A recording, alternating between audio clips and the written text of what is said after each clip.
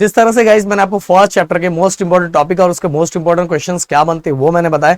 आज हम बात करने वाले second chapter periodic classification of element. Comment box में मुझे लिख के जरूर बताना कि इसके बाद कौन से चैप्टर या कौन से सब्जेक्ट का चाहिए। कमेंट बॉक्स पूरा भरा रहना चाहिए, जिससे रिलेटेड सबसे ज्यादा बच्चे बोलेंगे उससे रिलेटेड नेक्स्ट वीडियो दिखाई देगा।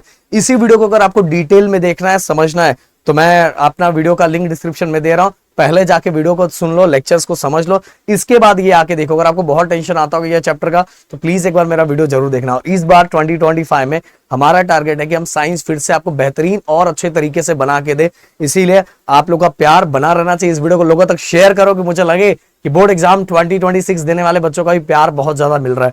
डिस्क्रिप्शन में टेलीग्राम का लिंक भी मैंने दिया है, प्लीज गाइस उसको जाके ज्वाइन कर लेना, क्योंकि जो भी अपडेट या मुझे जो भी आपसे बातें करनी रहती है मैं वहां डायरेक्ट कर पाता हूं।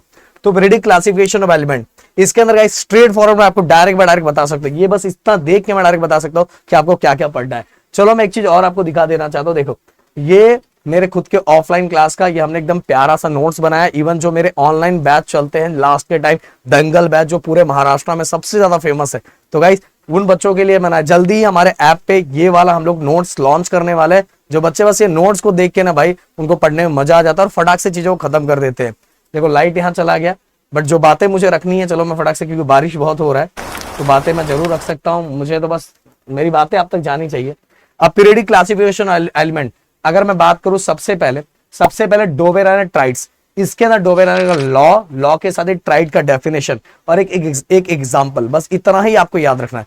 न्यूलैंड्स के अंदर अगर मैं बात करूं, न्यूलैंड का लॉ एकदम सिंपल सा लॉ है, उसके दो फीचर्स हैं, दो फीचर्स आपको याद रखना है। एंड दो फीचर्स के साथ ही गाइस बस दो ही चीजें याद रखो, एक लॉ और उसके फीचर्स, बाकी कुछ याद रखने की जरूरत नहीं है, इतना ज्यादा टेंशन लेने की बात नहीं है। इसका मेंडलीव की अगर मैं बात करूं तो मेंडलीव के अंदर गाइस आप सभी को सबसे पहले उसके टेबल के फीचर्स के बाद मेंडलीव लॉ के बाद गाइस आपको याद रखना है इसके मेरिट्स एंड डीमेरिट्स, और तीन मेरिट्स और 3 डीमेरिट्स है गाइस, बाकी कुछ ज्यादा है नहीं।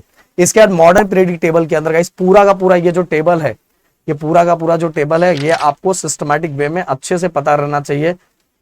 ये टेबल के बारे में, ये वाला,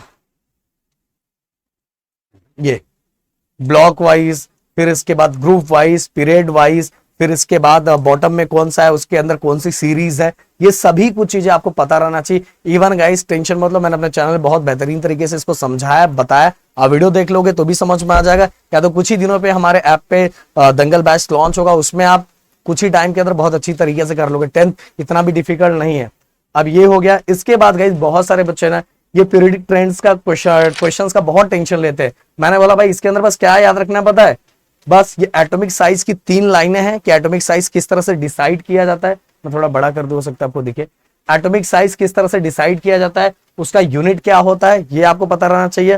देन उसके बाद गाइस अगला metallic and non metallic, metallic क्या है, नॉन मेटेलिक क्या है, ये सबसे पहले पता रहना चाहिए। और इसके बाद लास्ट टू लास्ट गाइस ये देखो, ये बस ये जो आपको ये जो टेबल है, इस टेबल में पीरियड के साइड क्या हो रहा है, जब हम लेफ्ट से राइट साइड जा रहे हैं तो पीरियड में क्या हो रहा है, एंड टॉप से बॉटम में आ रहे हैं तो ग्रुप्स के अंदर क्या हो रहा है। बस ये 3 लाइनें आपको याद रहनी चाहिए, बाकी इसके अंदर कुछ भी करने जैसा नहीं है गाइस।